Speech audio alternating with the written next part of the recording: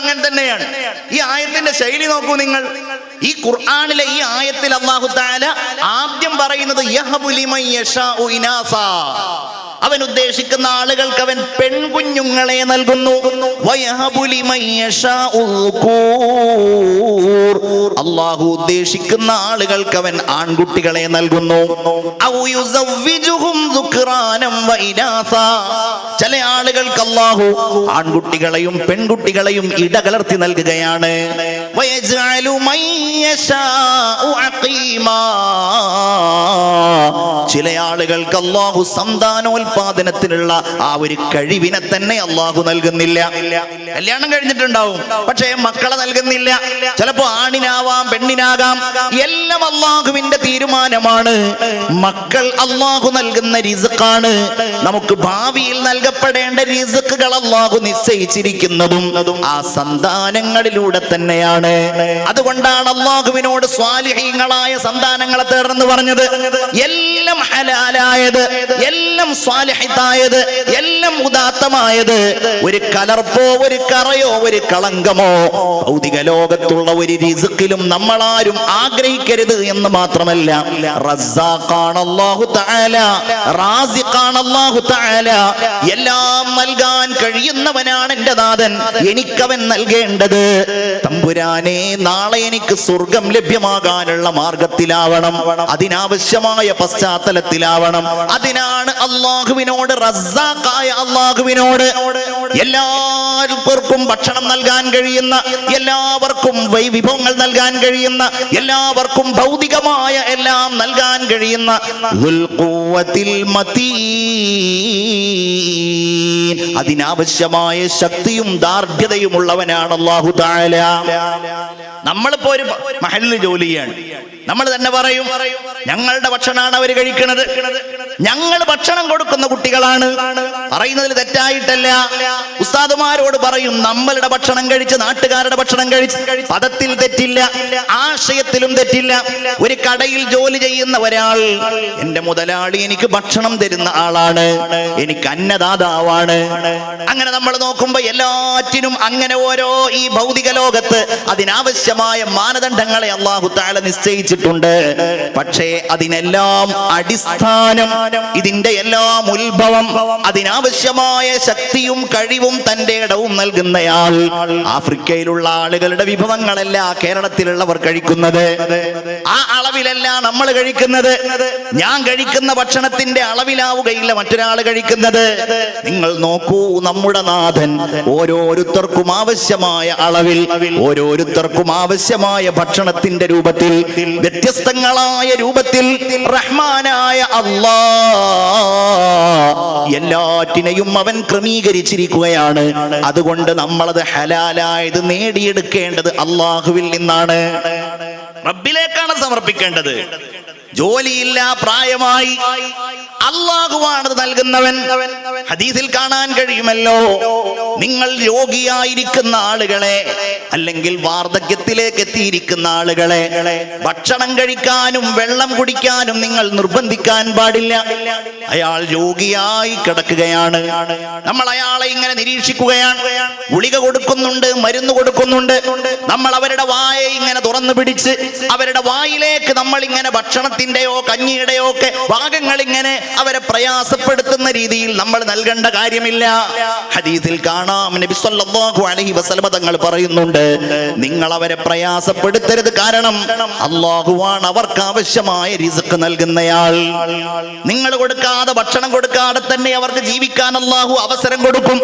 നിങ്ങൾ വെള്ളം കൊടുക്കാതെ തന്നെ ദിവസങ്ങളോളം കഴിഞ്ഞുകൂടാൻ ആവശ്യമായ സൗകര്യങ്ങൾ നൽകാൻ കഴിയുന്നവൻ അല്ലാഹുവാണ്.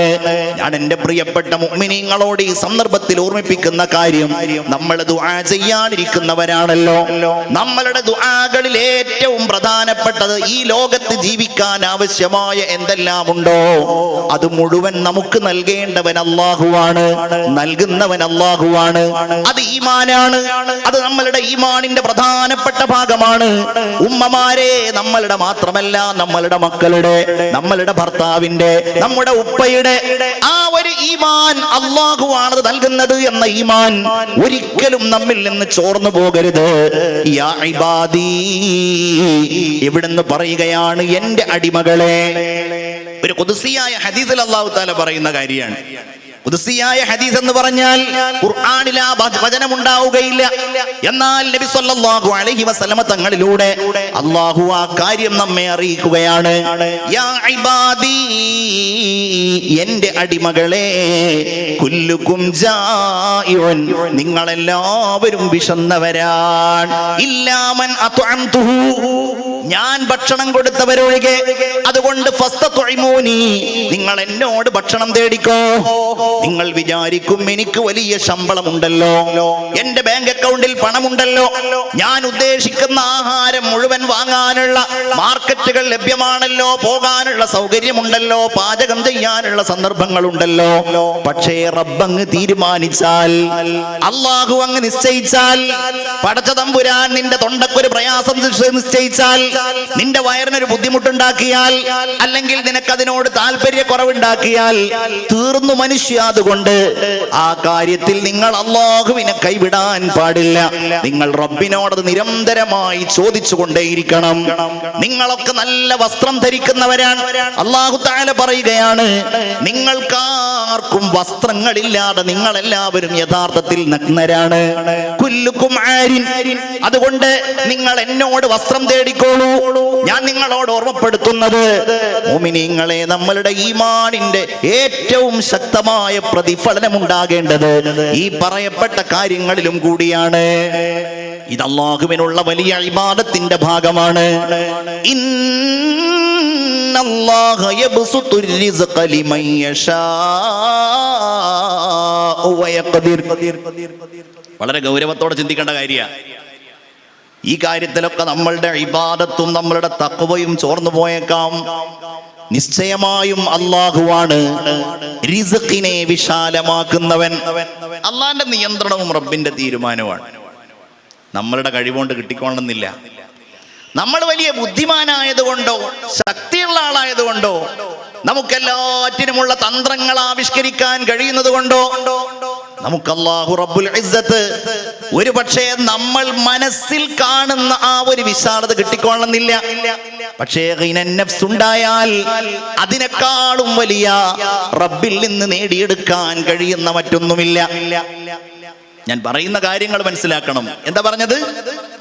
നമ്മൾ മനസ്സിൽ ഇങ്ങനെ കാണും, ഓ, ഞാൻ അത്ര വലിയ സൗകര്യമുള്ള ആളായിട്ട്, അല്ലെങ്കിൽ ഇത്ര വലിയ ശക്തിയുള്ള ആളായിട്ട്, ചെറുപ്പക്കാരനായിട്ട് എനിക്കെന്ത് കാര്യം? എന്റെ കൂടെ ബെഞ്ചിൽ പഠിച്ചവനാണല്ലോ അയാള്. ബെഞ്ചിൽ പഠിച്ചവനെ പറ്റി അവന് വലിയ വീട് വെച്ചിരിക്കുന്നു. ചിലപ്പോൾ ബാപ്പാരും നമ്മളുടെ ഉമ്മമാര് രക്ഷിതാക്കളൊക്കെ ചിലപ്പോൾ മക്കളോടും കൂടെ അങ്ങനെ പറയും, നിന്റെ കൂടെ പഠിച്ച ആളല്ലേ, നീയും അവന് ഒന്നിച്ച് വിദേശത്ത് പോയ ആളല്ലേ, കണ്ടില്ല അവന് വലിയ വീട്, അവന് വലിയ കാറ്, അവന് വലിയ വാഹനങ്ങൾ. എന്നാ ഇവർക്ക് ഭക്ഷണം കഴിക്കാൻ കുറവുണ്ടോ? ഇവർക്ക് ദുനിയാവിലുള്ള സൗകര്യത്തിന് വല്ല കുറവുമുണ്ടോ? അവിടെയാണ് അല്ലാഹു തആലയാണ് ഇതിന്റെ തീരുമാനം എടുക്കുന്ന ആള് എന്നുള്ള കാര്യത്തിലുള്ള നമ്മളുടെ വിശ്വാസക്കുറവ് വരുന്നത്. സഹോദരിമാര് ചിന്തിക്കണം, ഖിയാമത്ത് നാളിന്റെ ഒരു അടയാളം കൂടിയാണ്. ഇങ്ങനെ പറഞ്ഞിട്ട് ഭർത്താക്കന്മാരെ പിതാക്കന്മാരെ പ്രയാസപ്പെടുത്തുന്നത് ഖിയാമത്ത് നാളിന്റെ അടയാളമാണ്. ഹദീസിൽ കാണാൻ കഴിയും, ചില ആളുകള് ഇങ്ങനെയുള്ളവരുടെ വർത്തമാനങ്ങൾ കേട്ടിട്ട്, കണ്ടോ നിങ്ങളുടെ അയൽവാസി നിങ്ങളുടെ കൂടെ പഠിച്ച ആളല്ലേ, അവര് കാറ് വാങ്ങി, നിങ്ങളിങ്ങനെ നോക്കിക്കോ. ഹബീബ് പറയാണ്, അങ്ങനെ ചില ചെറുപ്പക്കാര് അല്ലെങ്കിൽ ചില മനുഷ്യന്മാര് പുരുഷന്മാര് ഈ ഉപദേശങ്ങൾ കേട്ടിട്ട് അങ്ങനെയുള്ള നാശങ്ങളിലേക്ക് പോവുകയും അവരുടെ ജീവിതത്തെ അത് നശിപ്പിക്കുകയും ചെയ്യുമെന്ന് ഹബീബായ മുഹമ്മദ് മുസ്തഫ സല്ലല്ലാഹു അലൈഹി വസല്ലം. നിങ്ങൾ ചിന്തിക്കൂ, അല്ലാഹു തആല റിസ്ഖിനെ വിശാലമാക്കുന്നു പറഞ്ഞാൽ എന്താണ്? നമ്മളിപ്പോ ഉച്ച സമയത്ത് ഭക്ഷണം കഴിച്ചില്ലേ? നമ്മൾ ഇന്ന് വൈകുന്നേര സമയത്ത് നമ്മളുടെ ചായ കുടിച്ചില്ലേ? ഇപ്പൊ രാത്രി ഇനി ഭക്ഷണം കഴിച്ചവർ അല്ലെങ്കിൽ കഴിക്കാൻ ഉദ്ദേശിക്കുന്ന ആളുകൾ ഉണ്ടാവുമല്ലോ. നിങ്ങൾ ചിന്തിച്ചു നോക്കൂ, ആ ഭക്ഷണത്തിലേക്ക് നമ്മൾ എത്തുന്നു, ആ ഭക്ഷണം നമ്മുടെ മുമ്പിൽ എത്തുന്നു, നമ്മളുടെ വയറ് നിറയുന്നു, നമുക്കാവശ്യമായത് അല്ലാഹു റബ്ബുൽ ഇസ്സത്ത് മനസ്സംതൃപ്തമാകുന്ന രീതിയിൽ നൽകുന്നു. എവിടുന്നാ ഭക്ഷണം കിട്ടുക? ആ ഒരു പ്രയാസം ആർക്കെങ്കിലും വരുന്നുണ്ടോ? അങ്ങനെ പ്രയാസം ഉണ്ടാകുന്ന സമയമാണ്, സാഹചര്യമാണ്. അതിനെ കുടുസാക്കുന്നവൻ അല്ലാഹുവാണ്. അത് അള്ളാഹുവിന്റെ പരീക്ഷണമായിട്ടുണ്ടാവും. എവിടുന്നാ ഭക്ഷണം കിട്ടുക, എവിടുന്നാണത് കഴിക്കുക, അല്ലെങ്കിൽ ഭക്ഷണമുണ്ടത് കഴിക്കാൻ കഴിയുന്നില്ലല്ലോ. അള്ളാഹുവാണത് തീരുമാനിക്കുന്നവൻ. റഹ്മാനായ റബ്ബ് സുബ്ഹാനഹു വ തആലയാണ് ആ കാര്യങ്ങളെ നിയന്ത്രിക്കുന്നയാൾ. ഇതിൽ അള്ളാഹു നമ്മളെ പഠിപ്പിക്കുന്ന ഒരു കാര്യമുണ്ടല്ലോ, നിങ്ങൾക്ക് അള്ളാഹു ഇനി എല്ലാ കാര്യങ്ങളിലും വിശാലത നൽകിയാൽ ഇതെന്റെ കഴിവ് കൊണ്ട് ഞാൻ നേടിയെടുത്തതാണ് പറഞ്ഞു പോകരുത്. അല്ലാഹു തആല നൽകുന്ന ഏതെങ്കിലും ഭൗതികമായ വിഭവങ്ങൾ മറ്റുള്ളവർക്ക് നൽകുന്ന സാഹചര്യമുണ്ടായാൽ നമ്മളുടെ വർത്തമാനങ്ങളിൽ ഈമാൻ നഷ്ടപ്പെടുത്തുന്ന സാഹചര്യങ്ങൾ നമ്മൾ പ്രതിഫലിപ്പിക്കരുത്. ഉണ്ടാവാൻ തന്നെ പാടില്ല.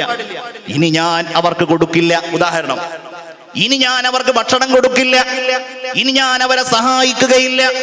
അല്ലെങ്കിൽ മാതാപിതാക്കൾക്ക് 4-5 മക്കളുണ്ട്, മാതാപിതാക്കൾക്ക് വല്ലതും കൊടുക്കുമ്പോ ഞാൻ ഇനി അവർക്ക് കൊടുക്കില്ല, കൊടുത്തതിന് അവർ നന്ദി കാണിക്കുന്നില്ല. സഹോദരന്മാർക്ക് കൊടുക്കില്ല.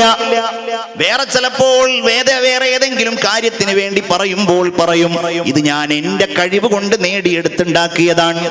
നമ്മളൊക്കെ അങ്ങോട്ട് പറയും, ഞാൻ ശരിക്കും കഷ്ടപ്പെട്ടുണ്ടാക്കിയതാണ്. വേറെയുള്ളവര് കടന്നുറങ്ങുമ്പോ ഞാൻ ഉണർന്നിരിക്കുകയായിരുന്നു, ഞാൻ വിശപ്പും ദാഹവും സഹിച്ചുണ്ടാക്കിയതാണ്. ഞാനിത് പറയുന്നത്, ഇങ്ങനെയൊക്കെ പറയുന്നത് പൂർണ്ണമായിട്ടും മഹാ അബദ്ധവും തെറ്റാണെന്നുള്ള അർത്ഥത്തിലുമല്ല.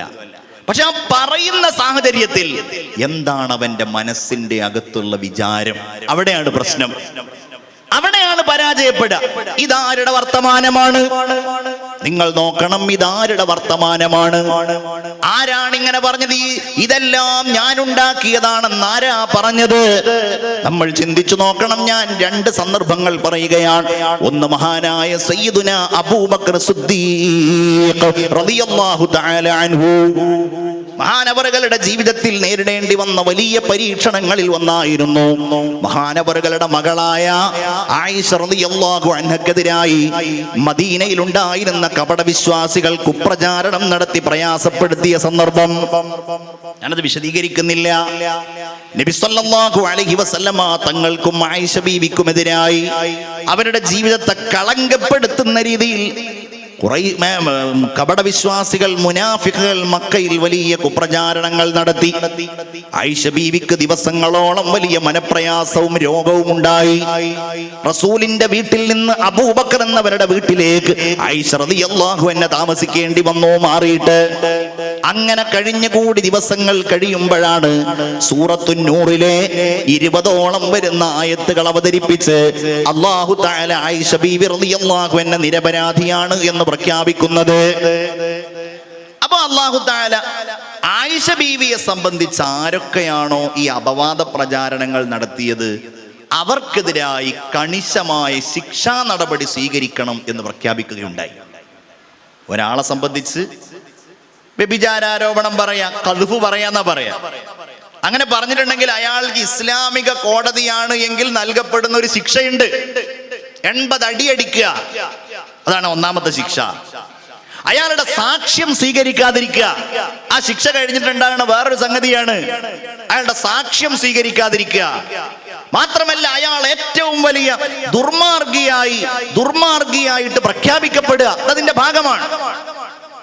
അങ്ങനെ ഈ റസൂലുള്ളാഹി സ്വല്ലല്ലാഹു അലൈഹി വസല്ലം തങ്ങളുടെ സ്വഹാബികൾക്കിടയിൽപ്പെട്ട ചില മഹാന്മാരായ ആളുകൾ ഈ കപടവിശ്വാസികൾ പറയുന്നത് തെറ്റാണ് എന്ന് മനസ്സിലാക്കാതെ അവരും ചില ആളുകൾ ഈ കാര്യങ്ങൾ ഒന്നുകിൽ അവർ കേട്ടു അല്ലെങ്കിൽ അവർ സംസാരിച്ചു. സംസാരിക്കാന്ന് പറഞ്ഞാൽ എങ്ങനെ? നമ്മളെവിടെയെങ്കിലും എന്തെങ്കിലും കേട്ടിട്ട് പറയില്ലേ, നീ അറിഞ്ഞോ? അപ്പൊ നമ്മൾ പറയും, ഇല്ല ഞാൻ അറിഞ്ഞിട്ടില്ല. അന്ന് അങ്ങനെയൊക്കെ ഉണ്ടായി എന്ന് പറഞ്ഞിട്ട് നമ്മൾ അറിയുന്ന ഈ ഒരു കാര്യം പൊടിപ്പും തൊങ്ങിലും വെച്ച് പറഞ്ഞു കൊടുക്കൂലേ? അതുപോലെ സ്വഹാബികൾ ഇങ്ങനെ, അവർ കുറ്റായിട്ടല്ല. എന്താണ് ഇപ്പൊ സ്വഹാബികളെ സംബന്ധിച്ച് നമ്മളങ്ങനെ തെറ്റിദ്ധരിക്കാൻ പാടില്ല. എന്താണ് ഇപ്പൊ നമ്മളിപ്പോ ഇവിടെ ഒരു പ്രശ്നങ്ങൾ അറിഞ്ഞോ അങ്ങനെയൊക്കെ ചോദിച്ചു അവര്. അങ്ങനെ ചോദിച്ച ആളുകളുടെ കൂട്ടത്തിലുണ്ടായിരുന്ന സ്വഹാബിയാണ് മഹാനായ മിസ്തഹ് റളിയല്ലാഹു അൻഹു. എല്ലാവരും പറയൂ റളിയല്ലാഹു അൻഹു. ബദറിൽ പങ്കെടുത്ത മഹാനായ സ്വഹാബിയായിരുന്നു. ആയിഷ ബീവി റളിയല്ലാഹു അൻഹയെ സംബന്ധിച്ച് അനാവശ്യം പറഞ്ഞിട്ടില്ല, ഹറാമായതൊന്നും പറഞ്ഞിട്ടില്ല. ആരോടൊക്കെയോ ഈ കാര്യത്തെ സംബന്ധിച്ച് അന്വേഷിക്കുകയും സംഭാഷണത്തിൽ അത് പറയുകയും ചെയ്തു. ഒരു മുഅ്മിനായ ആണിനെ കുറിച്ചോ പെണ്ണിനെ കുറിച്ചോ അങ്ങനെ ഒരു വാചകം പറയാൻ ഒരാൾക്കും അവകാശമില്ല.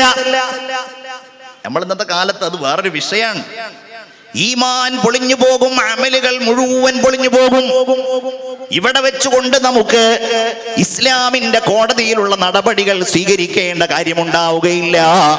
അള്ളാഹുവിന്റെ അടുക്കലെത്തിയാൽ അവർക്ക് കഠോരമായ വേദനാജനകമായ ശിക്ഷയുണ്ട് എന്ന് ഖുർആൻ പ്രഖ്യാപിച്ചിട്ടുണ്ട്.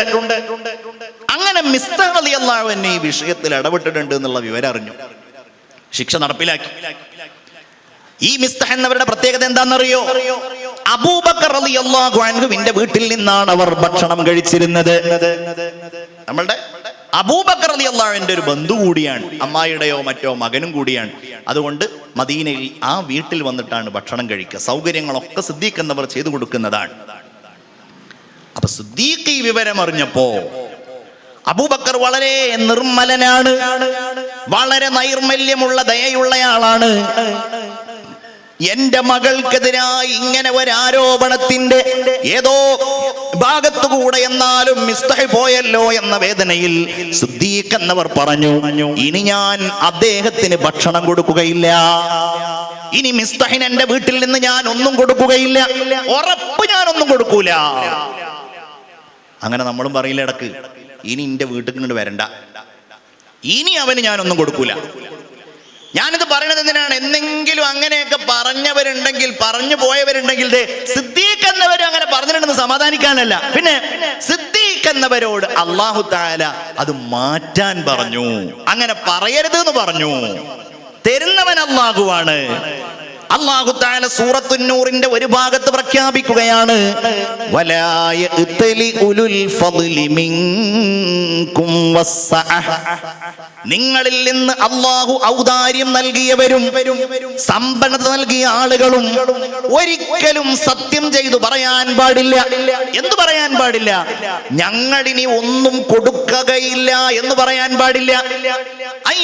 അവര് ഞങ്ങളിനി ഒന്നും കൊടുക്കൂല എന്ന് വരെ ഒരിക്കലും സത്യം ചെയ്ത് പറയാൻ പാടില്ല.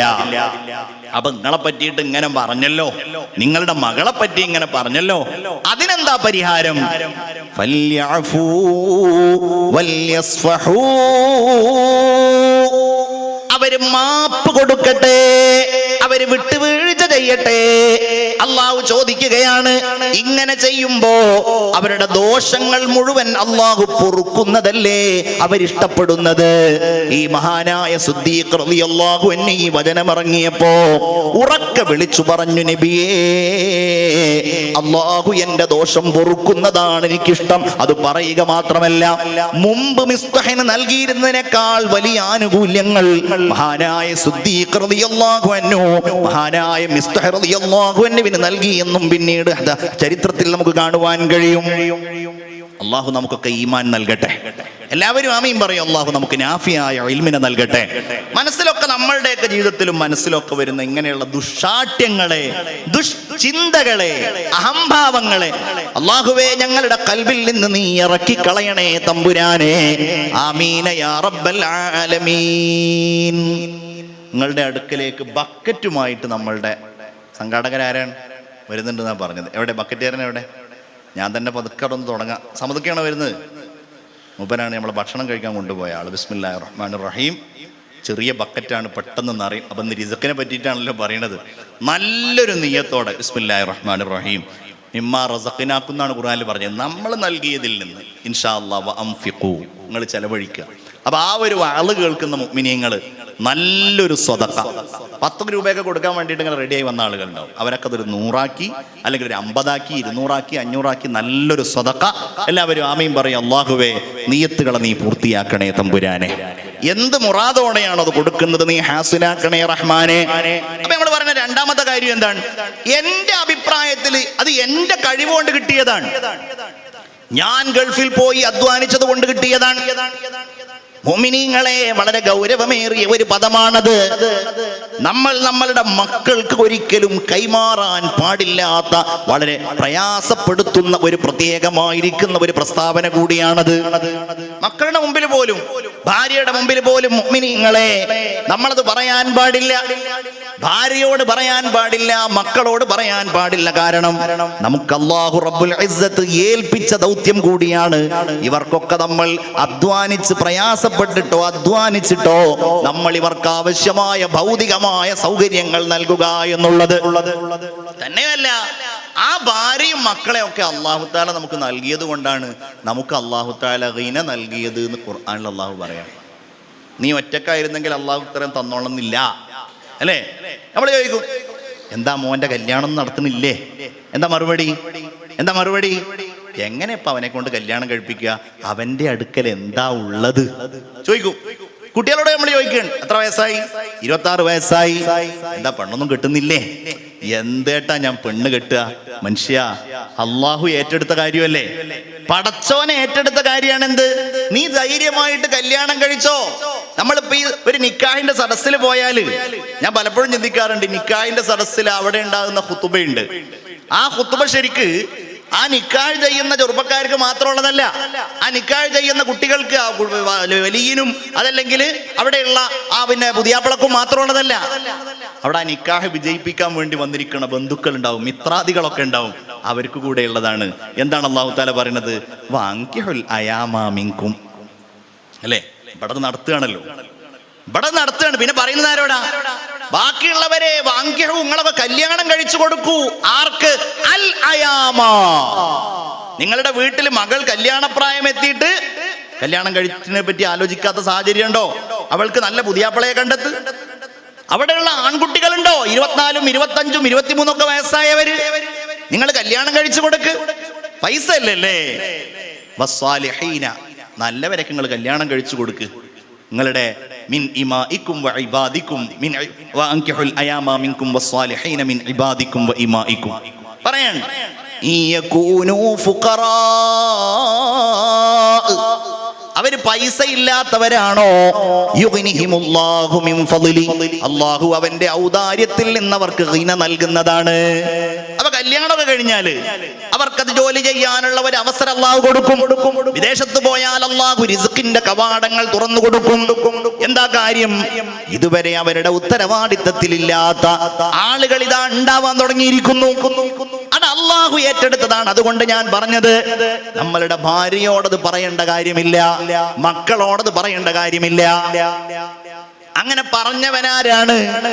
ഇന്ന ഖാറൂന കാന മിൻ ഖൗമി മൂസ ഫബഗാ അലൈഹിം വആതൈനാഹു മിനൽ കുനൂസി മാ ഇന്ന മഫാത്തിഹഹു ലതനൂ ബിൽ ഉസ്ബതി ഉലിൽ ഖുവ്വ.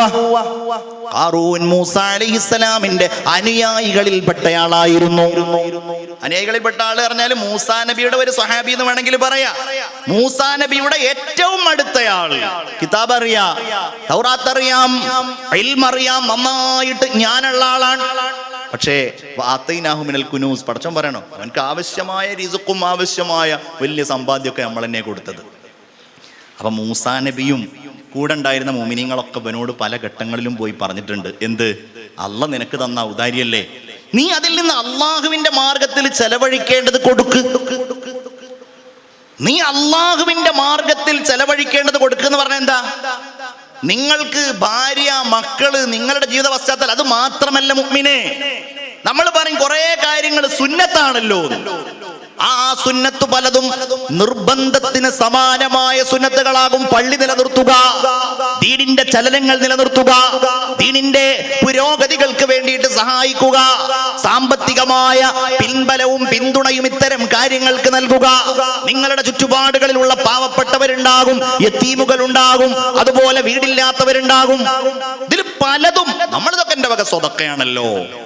ആ സ്വതക്കകൾ പലതും നിർബന്ധമായും നമ്മൾ ചെയ്യേണ്ടതിന്റെ പരിധിയിലെത്തിയിട്ടുണ്ടാവും. സാഹചര്യങ്ങൾക്കനുസരിച്ച് ഒക്കെ മാറും. അപ്പൊ ഖാറൂനോട് പറയാണ്, പടച്ചോന് കൊടുക്കാനുള്ളത് കൊടുക്കടോ.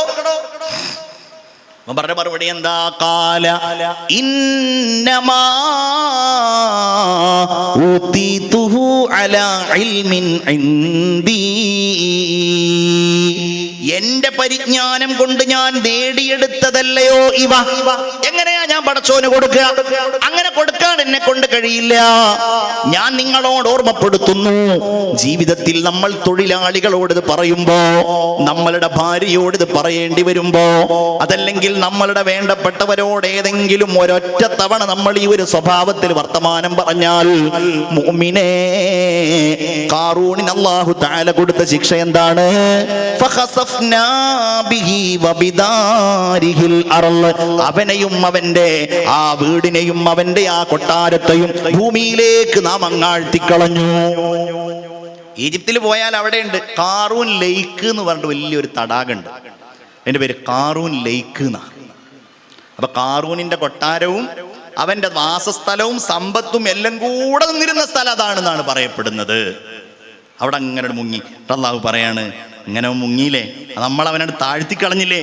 തിൽക്കദ്ദാറുൽ ആഖിറ, പരലോകത്തെ സ്വർഗമാകുന്ന വീട്, നജ്അലുഹാ, അത് നാം നൽകുന്നത്, ലില്ലദീന ലാ യുരീദൂന ഉലുവൻ ഫിൽ അർളി വലാ ഫസാദാ, ഈ ഭൂമിയിൽ അഹംഭാവം ആഗ്രഹിക്കാത്തവർക്കാണ്, ഈ ഭൂമിയിൽ കുഴപ്പം ഉദ്ദേശിക്കാത്തവർക്കാണ്. വൽ ആഖിബത്തു ലിൽ മുത്തഖീൻ, അന്തിമ വിജയം മുഅ്മിനീങ്ങൾക്കാണ്, മുത്തഖീങ്ങൾക്കാണ്. മുഅ്മിനെ പരിശുദ്ധ ഖുർആൻ പറയുകയാണ്, വലാ തഖ്തുലൂ ഔലാദകും ഖശ്യത ഇംലാഖ്, ദാരിദ്ര്യം ഭയന്നുകൊണ്ട് ഒരിക്കലും നിങ്ങൾ നിങ്ങളുടെ കുഞ്ഞുങ്ങളെ കൊല്ലാൻ പാടില്ല. ഇത് വളരെ ഗൗരവമാണ്. എന്താണ് അറബികളുടെ സ്വഭാവം? എന്തായിരുന്നു? അറബികളിൽ ഉണ്ടായിരുന്ന ഒരു വിഭാഗം, അത് അറബികളിൽ മാത്രമല്ല, മക്കൾ വേണ്ടാന്ന് തീരുമാനിക്കുക. ഞാനിപ്പോൾ അതിൻ്റെ ആധുനിക ചികിത്സാ രീതികളിലേക്കും ആധുനിക സമൂഹത്തിലുള്ള അവസ്ഥകളിലേക്കൊന്നും ഞാൻ കിടക്കണില്ല. ദാരിദ്ര്യത്തെ ഭയന്നുകൊണ്ട് 5 കുട്ടികൾ ഉണ്ടായപ്പോൾ ആകെ പ്രശ്നമാണല്ലോ. അള്ളാഹു പറയാണ്, നഹ്നു നർസുഖുഹും വഇയ്യാകും, നിങ്ങൾക്കും ഓൽക്കൊക്കെ ഉള്ളത് കൊടുക്കുന്നത് നമ്മളാണ്. നിങ്ങൾ എന്തിനാണ് പേടിക്കുന്നത്? നിങ്ങൾ അവരെ അത്തരം കാര്യം പറഞ്ഞ് ആ മക്കളെ നിങ്ങൾ വേണ്ട, അല്ലെങ്കിൽ അവരെ നിങ്ങൾ കൊല്ലാൻ തീരുമാനിച്ചാൽ, ഇന്ന ഖത്ലഹും കാന ഖിത്അൻ കബീറാ, നിശ്ചയമായും അവരെ വധിക്കുന്നത് മഹാപാപമാണ് എന്നാണ് അല്ലാഹു റബ്ബുൽ ഇസ്സത്ത് പറയുന്നത്. എൻ്റെ പ്രിയപ്പെട്ട മുഅ്മിനീങ്ങളോടൊരു പ്രധാന കാര്യം ഞാൻ പറയുകയാണ്. അപ്പൊ ഞാൻ പറഞ്ഞല്ലോ, എല്ലാം അല്ലാഹു നൽകുന്ന റിസ്ഖാണ്. ഞാൻ നിങ്ങളോട് ഓർമ്മപ്പെടുത്തുന്നു, ഇതിൽ ഹറാമുകൾ കടരുകയേ അരുത്. ഇത് വളരെ ഗൗരവമാണെന്ന് മാത്രമല്ല, ഇസ്ലാം വന്നത് ഇത് പറയാനാണ്. ഇസ്ലാമിന്റെ അടിസ്ഥാനപരമായ പ്രഖ്യാപനങ്ങൾ, നിങ്ങൾ താമസിക്കുന്നിടം, നിങ്ങൾ സഞ്ചരിക്കുന്നിടം, നിങ്ങൾ കഴിക്കുന്ന ഭക്ഷണം, നിങ്ങൾ ഉടുക്കുന്ന വസ്ത്രം, ഇതൊക്കെ അല്ലാഹു നിങ്ങൾക്ക് അനുവദിച്ചത് മാത്രമേ പറ്റൂ. ഒരായത്തിൽ അല്ലാഹുവിന്റെ പരിശുദ്ധ ഖുർആനിലൂടെ അല്ലാഹു റബ്ബുൽ ഇസ്സത്ത് പറയുന്ന വചനം നബി സല്ലല്ലാഹു അലൈഹി വസല്ലമ തങ്ങൾ ഉദ്ധരിക്കുന്ന സമയത്ത് അവിടുന്ന് പറയുകയാണ്, ഇന്നല്ലാഹ ത്വയ്യിബുൻ, അല്ലാഹു ഏറ്റവും ഉത്തമനാണ്. ലാ യഖ്ബലു ഇല്ലാ ത്വയ്യിബാ, ഉദാത്തമായതല്ലാതെ ഉത്തമമായതല്ലാതെ അല്ലാഹു സ്വീകരിക്കുകയില്ല. എന്ന് പറഞ്ഞാൽ എന്താ?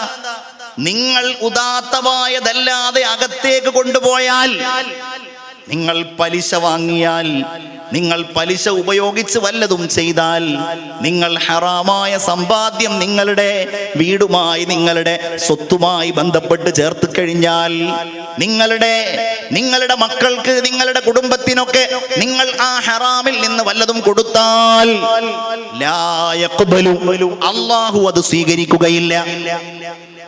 ഭാര്യയ്ക്ക് ഭക്ഷണം കൊടുക്കണേ നല്ല കൂലി തരൂലേ? നിങ്ങളുടെ ഭാര്യയുടെ വായിലേക്ക് നിങ്ങൾ ഒരു ഉരുള ഭക്ഷണം വെച്ച് കൊടുക്കുമ്പോൾ നിങ്ങൾക്കതിന് അല്ലാഹു സ്വദഖയുടെ കൂലി നൽകുമെന്ന് മുഹമ്മദ് മുസ്തഫ സല്ലല്ലാഹു അലൈഹി വസല്ലം. ഒക്കെ ഇബാദത്താണ്. ഗൾഫ് പോകുന്നത്, സമ്പാദിക്കുന്നത്, ഉറക്കൊഴിക്കുന്നത്, ഹലാലായ ത്വയ്യിബായിരിക്കുന്നതിന് വേണ്ടിയുള്ള കസ്ബ്, അതിനു വേണ്ടിയുള്ള കഠിനാധ്വാനങ്ങൾ, ആ സമ്പാദനത്തിന് വേണ്ടിയുള്ള ശ്രമങ്ങൾ, അല്ലാഹു കൂലി നൽകുന്ന ഏറ്റവും പ്രധാനപ്പെട്ട ഒരു സംഗതിയാണ്. അത് വളരെ രസകരമായ ഒരു ഇസ്ലാമിന്റെ തത്വമാണത്. ഒരാളിങ്ങനെ 5 നേരം പള്ളിയിൽ ഇബാദത്ത് ചെയ്ത് ഖുർആൻ ഓതി ഇങ്ങനെ കഴിയാണ്, ജമാഅത്തിനൊക്കെ പോകുന്നുണ്ട്. നമ്മളിങ്ങനെ കടയിലിന്റെ മുമ്പിലൂടെ അങ്ങനെ പോകുമ്പോ കച്ചവടക്കാരനുണ്ട് അവിടെ. മൂപ്പര് പലചരക്ക് കച്ചവടക്കാരനാ. മൂപ്പര് നമ്മൾ വരുന്ന സമയത്ത് കടയിൽ പൊതിഞ്ഞു കൊടുക്കുകയാണ്. ജമാഅത്തിന്റെ സമയമാകുമ്പോഴേക്കൊന്ന് വരുന്നു, പോകുന്നു. അത് കഴിഞ്ഞ് പിന്നെ നമ്മൾ അസറിന് ജമാഅത്തിന് നമ്മൾ 3 മണിക്കാണ് ചെല്ലുന്നു. ഇയാൾ ആ 3:40 ജമാഅത്താണെന്നുണ്ടെങ്കിൽ 3:39 മൂപ്പര് വരുന്നത്. ഉദാഹരണം പറയുകയാണെ, അയാൾ നമ്മൾ ചെയ്യുന്ന അത്ര ഇബാദത്ത് അയാൾക്കില്ല. അയാളുടെ പണി എന്താ? കച്ചവടം ചെയ്യാണ്. അതല്ലെങ്കിൽ നിങ്ങൾ ഇങ്ങനെ പള്ളിയിലേക്ക് പോകുമ്പോ നിങ്ങളുടെ അടുക്കള ഒരു വാഴത്തോട്ടം ഉണ്ടെങ്കിൽ, വേറെ എന്തെങ്കിലും ഉണ്ടെങ്കിൽ, അവിടെ ഒരാളിങ്ങനെ കള്ളിമുണ്ടൊക്കെ എടുത്തിട്ട് അവിടെ ഇങ്ങനെ കൊത്തിക്കളക്കുന്നുണ്ട്. അയാൾ വാഴ കൃഷി ചെയ്യുകയാണ്, അയാൾ നെല്ല് കൃഷി ചെയ്യുകയാണ്. നമ്മളിങ്ങനെ നോക്കുമ്പോ ഈ ചങ്ങാതിക്ക് എന്താ ഈ കൃഷിയുടെ ഇടയിൽ എന്താ ലോഹ്നിസ്കരിക്കാൻ പള്ളിയിൽ വന്നൂടെ? എന്ത് മനുഷ്യനാണ് ഇയാള്? ഈ നിസ്കാരം ജമാഅത്തിൽ പങ്കെടുക്കാതെ അല്ലെങ്കിൽ ജമാഅത്തിൽ പങ്കെടുത്തിട്ട് അയാൾ പെട്ടെന്ന് പോകുകയാണല്ലോ. ഇങ്ങനെ നമ്മൾ അവരെ സംബന്ധിച്ച് നമുക്ക് വലിയ അഭിപ്രായം, ഞാനും ഇവരെക്കാളും വലിയ ഇബാദത്തും നിസ്കാരവും, ഞാൻ പള്ളിയിലെ ഇമാമ്, ഞാൻ പള്ളിയിലെ മുദരിസ്. ഉദാഹരണം, ഞാൻ പള്ളിയുടെ എല്ലാ സമയത്തുമുള്ളയാൾ. ഇയാള് കൃഷിക്കാരനാണല്ലോ, കച്ചവടക്കാരനാണല്ലോ. ആഖിറത്തിലെത്തിയാൽ 5 നേരം പള്ളിയിലുണ്ടായിരുന്ന നീ ഒരു ഭാഗത്ത്, നിസ്കാരം, സുന്നത്ത് നിസ്കാരം, അതും ളുഹറിന്റെ സമയത്തുള്ള ഓരോ സുന്നത്തുകളും 2 ഉള്ളയിടത്ത് 4 ഉള്ളത്, അങ്ങനെ പൂർത്തിയാക്കി നിസ്കരിച്ച സുന്നത്തുകളൊക്കെ നിസ്കരിച്ച നീ, ഖുർആൻ ഓതിയ നീ ഒരു ഭാഗത്ത് നിൽക്കുമ്പോൾ നിനക്ക് കാണാൻ കഴിയും കൃഷിക്കാരൻ അള്ളാഹുവിന്റെ ദൂതന്മാരോടൊപ്പം നിൽക്കുന്നു, കച്ചവടക്കാരൻ അള്ളാഹുവിന്റെ രക്തസാക്ഷികളായ മുഅ്മിനീങ്ങളോടൊപ്പം നിൽക്കുന്നു. നബി പറഞ്ഞതാണ്, അത്താജിറുസ് സദൂഖുൽ അമീനു, വിശ്വസ്തനായ സത്യസന്ധനായ കച്ചവടക്കാരൻ. നാട്ടിലെ കച്ചവടക്കാരൻ മാത്രമല്ല, ഗൾഫിൽ പോയി കച്ചവടം ചെയ്താണ്, അല്ലെങ്കിൽ ഹൈദരാബാദ് പോയി കച്ചവടം ചെയ്താണ്. കച്ചവടമായിരുന്നു അയാളുടെ പണി. അങ്ങനെയാണ് അയാൾ അയാളുടെ കുടുംബം പുലർത്തിയത്. നിസ്കാരം ഒഴിവാക്കിയിട്ടില്ല, ഒരു ഹറാമോ കച്ചവടത്തിൽ ചെയ്തിട്ടില്ല. ആ കച്ചവടം കാരണത്താൽ അല്ലാഹു റബ്ബുൽ ഇസ്സത്തിന്റെ ബാധ്യതകളെ, അവനോടുള്ള ബാധ്യതകളെ അവൻ വിസ്മരിച്ചിട്ടില്ല. എന്താ പറഞ്ഞത്? നാളെ അവൻ ആഖിറത്തിൽ അല്ലാഹുവിന്റെ അടുക്കൽ ഒരുമിച്ച് കൂട്ടപ്പെടുന്നത് രക്തസാക്ഷികളോടൊപ്പമാ, അമ്പിയാക്കളോടൊപ്പമാ, സ്വാലിഹീങ്ങളോടൊപ്പമാണെന്ന് മുഹമ്മദ് മുസ്തഫ സല്ലല്ലാഹു അലൈഹി വസല്ലം. അപ്പൊ കച്ചവടക്കാരായിരിക്കുന്ന ആളുകൾ ഉണ്ടെങ്കിൽ ഒരു ആത്മവിശ്വാസത്തോടെ ജീവിക്കണം. കച്ചവടക്കാരായിരിക്കണ ആളുകൾ മക്കളോ ഭർത്താക്കന്മാരൊക്കെ ഉണ്ടെന്നുണ്ടെങ്കിൽ ഓൽക്ക് വേണ്ടിയിട്ട് ബർക്കത്തിന് വേണ്ടി ദ്വാരക്കണം. പേടിക്കേണ്ട കാര്യമില്ല, സത്യസന്ധത പാലിക്കണം, ഹറാം പറ്റൂല എന്ന് മാത്രം. മഹാനായ നബിയുനാ മുഹമ്മദ് മുസ്തഫ സല്ലല്ലാഹു അലൈഹി വസല്ലം തങ്ങൾ മദീനയിലേക്ക് വന്നപ്പോൾ റസൂലിനെ എത്രത്തോളം പ്രോത്സാഹിപ്പിച്ചു നമ്മൾ ചിന്തിക്കേണ്ടത്. റസൂൽ തന്നെ വലിയൊരു കച്ചവടക്കാരനായിരുന്നില്ലേ, വലിയ ബിസിനസ്മാൻ ആയിരുന്നില്ലേ? നബി കച്ചവടത്തിന് പോയില്ലേ, ഖദീജ ബിയുടെ സാധനങ്ങളുടെ കച്ചവടത്തിന് പോയില്ലേ? പിന്നെ റസൂലുള്ളാഹിക്ക് അല്ലാഹു തആല ഓരോ ഉത്തരവാദിത്തങ്ങൾ കൊടുത്തു. അത് നമുക്കൊക്കെ അള്ളാഹു തന്നതാണ്. എൻ്റെ പ്രിയപ്പെട്ട മുതഅല്ലിമീങ്ങളെ, നമുക്കൊക്കെ അള്ളാഹു തന്ന ഉത്തരവാദിത്തം നമ്മൾ മറക്കാൻ പാടില്ല.